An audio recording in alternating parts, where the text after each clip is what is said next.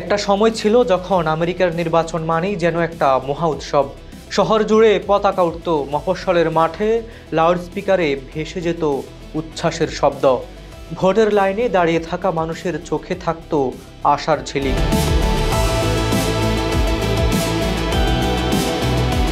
টিভির পর্দায় উত্তপ্ত বিতর্ক, রাস্তার মোড়ে মোড়ে প্রচারণার গান, সব মিলিয়ে একরকম বৈশ্বিক উৎসব। কিন্তু সময় বড়ই নিষ্ঠুর। 21 শতকের দ্বিতীয় দশকে এসে সেই আলোটা যেন নিভে গেল ধীরে ধীরে। মানুষের ভিড় কমে গেল, হইচই থেমে গেল, আর অদৃশ্য কিছু ছায়া ক্রমেই গাঢ় হতে লাগলো। মাঠের রাজনীতির ঠিক পাশেই সবার চোখের আড়ালে বন্ধ একটি ঘরে শুরু হলো এক সভা। সেই ঘরটিতে বসে থাকা লোকেরা কোনো জননেতা নন কোনো নির্বাচিত জনপ্রতিনিধি, বরং তারা সেই সব মানুষ যাদের নাম আপনি টিভিতে খুব কমই শুনবেন, কিন্তু তাদের ক্ষমতা কংগ্রেসের শত আইন থেকেও বেশি শক্তিশালী। তাদের হাতে আছে টাকার অঢেল পাহাড়, টেক সাম্রাজ্যের বোতাম, ওয়াল স্ট্রিটের অন্ধকার সুইচ, আর অ্যালগোরিদম নামের অদৃশ্য অস্ত্রের নিষ্ঠুর ধার। এরা হলো আমেরিকার নতুন রাজা, বিলিয়নিয়াররা, যারা আগে রাজনীতির পর্যবেক্ষণ করত দূর থেকে, কখনো চাঁদা দিত, কখনো পরামর্শ। কিন্তু এবার তাদের খিদে বেড়ে গেছে। তারা আর পাশ থেকে দেখতে চায় না, তারা চায় নির্বাচনী দখল করতে। এভাবেই শুরু হলো আমেরিকার গণতন্ত্রের নীরব যুদ্ধ। একটা যুদ্ধ যেখানে গোলাগুলি নেই, কিন্তু ডেটার বুলেট আছে। রক্তপাত নেই, কিন্তু আছে মনস্তত্ত্বকে ভেঙে দেওয়ার অ্যালগোরিদমিক উন্মাদনা। ভোট কেন্দ্র নেই, কিন্তু আছে ডার্ক মানি, মাইক্রো টার্গেটিং আর ডিজিটাল প্রোপাগান্ডার নিখুঁত জাল। আমরা যারা বাইরে থেকে দেখেছি তাদের চোখে এটা ছিল সাধারণ নির্বাচন, কিন্তু ভেতরে ভেতরে চলছিল এক ভয়ঙ্কর কূটকৌশল, যেখানে প্রতিটি শব্দ, প্রতিটি বিজ্ঞাপন, এমনকি সোশ্যাল মিডিয়ায় দেওয়া প্রতিটি ইমোজিরও ছিল আলাদা হিসাব। আজকের খবর সংযোগের বিশেষ আয়োজনে আমরা তুলে আনছি সেই অন্ধকার ঘরের আলো আধার গল্প, যেখানে হাসি ছিল পরিকল্পিত, চোখের ইশারা ছিল কৌশল, আর নীরবতাও ছিল শক্তিশালী বার্তা। আপনারা পৃথিবীর যে কোনো প্রান্ত থেকে এই অনুষ্ঠান দেখতে পারেন। কমেন্টে অবশ্যই জানাতে ভুলবেন না, কারণ এই গল্প শুধু খবর নয়, এটি হলো বাস্তব বিশ্বের বিশাল নাট্যমঞ্চের এক লাইভ দৃশ্য, যেখানে প্রতিটি মুহূর্তে অদৃশ্য শক্তিগুলো আপনার ভবিষ্যতের ওপর কলম চালিয়ে যাচ্ছে।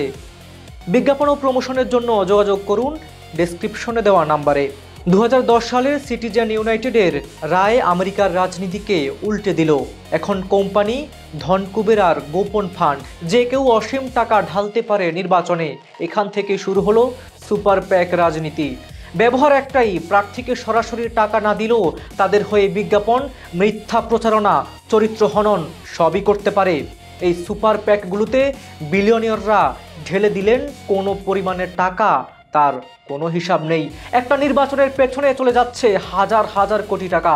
ভোটাররা জানেই না কার টাকা দিয়ে কোন বার্তা ছড়াচ্ছে এই মিডিয়াগুলো। বিলিয়নিয়াররা বুঝলো যে আমেরিকার নির্বাচন মানে সত্য নয়, এটি একটি বয়ান। কে খবর তৈরি করবে, কে ফ্রেম তৈরি করবে, কোন ইস্যুকে বড় করে তোলা হবে, সবই মিডিয়ায়। তাই শুরু হলো এক মিডিয়া দখল অভিযান। কেউ টিভি নেটওয়ার্ক কিনলো, কেউ ডিজিটাল প্ল্যাটফর্ম, কেউ সংবাদপত্র, আর কেউ সোশ্যাল মিডিয়ার দানবকে নিয়ন্ত্রণে নিল। আর ফলাফল, জনগণ ভাবছে তারা স্বাধীনভাবে চিন্তা করছে, কিন্তু চিন্তার আগেই, স্ক্রল করার আগেই বয়ান নির্ধারণ করে দিয়েছে বিলিয়নিয়ারদের অদৃশ্য হাত।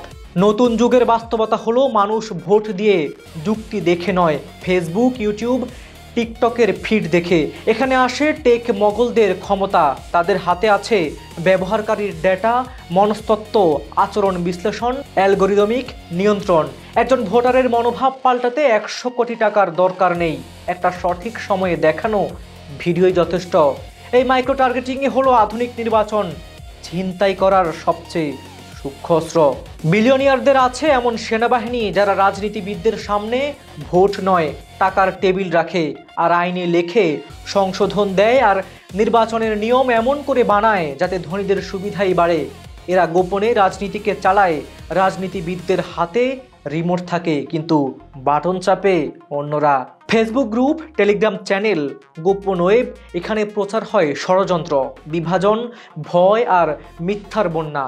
ধনীদের কাজে লাগে এই বিশৃঙ্খলা, কারণ বিশৃঙ্খলা মানে ভোট ভাঙা, ভোট বিভক্ত আর অশান্তির মধ্যে নিজেদের পছন্দের প্রার্থীকে তুলে আনা সহজ। আজ আমেরিকার সাধারণ ভোটার যখন টিভি চালায়, মোবাইল স্ক্রিনে স্ক্রল করে কিংবা ইমেইলে চেক করে, সে ভাবে সে নিজের সিদ্ধান্ত নিচ্ছে, কিন্তু প্রকৃত সত্য হলো সিদ্ধান্তের আগেই তার মস্তিষ্কে একটি ছায়া ঢুকে গেছে।